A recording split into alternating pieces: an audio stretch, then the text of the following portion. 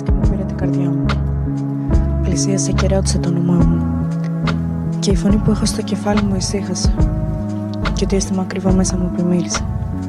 Και το παιδί που κρύβω μέσα λιποθύμησε. Και πίσω γύρισε. Το τέρας γύρισε.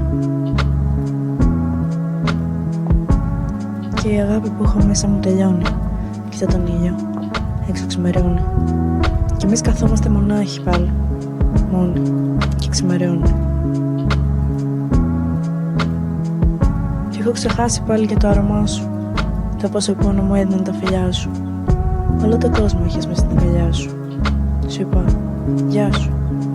Μα κοίτα πάλι, είμαι μακριά σου.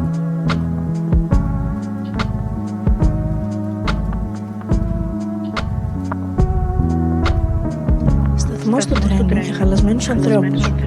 Έρχονται, πίνουν, κάθονται, ξεποστάζουν στην αγκαλιά σου. Και όταν έρθει η ώρα φεύγουν για άλλους προορισμούς. Οι ώρες, οι μέρες, οι μήνες περνάνε. Οι άνθρωποι φεύγουν, μα χαμογελάνε. Χαμογελαστά πρόσωπα, κουπιά για μάτια. Γυάλινα τα προσωπία, ποιος ξέρει που να είναι. Τις πληγωμένες της καρδιάς τους, ποιος έχει τα κομμάτια. Άρα για κοίταξες ποτέ κανέναν στα μάτια. Στο πέλαγο της λύπης έμεινες μόνος σου και έβλες. Σε όποιον σε ρώτα γιατί έχεις, τι του έλεγες. Προετοιμασμένος για κάθε μέρα, εκτός από αυτή που σε βρίσκει ερωτευμένο. Προετοιμασμένος τέλεια για κάθε περίσταση, εκτός από αυτή που σε βρίσκει ερωτευμένο.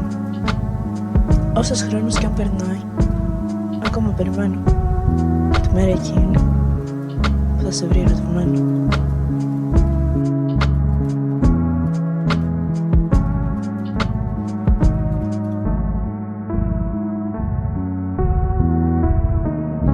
Σταθμός του τρένου για χαλασμένους ανθρώπους.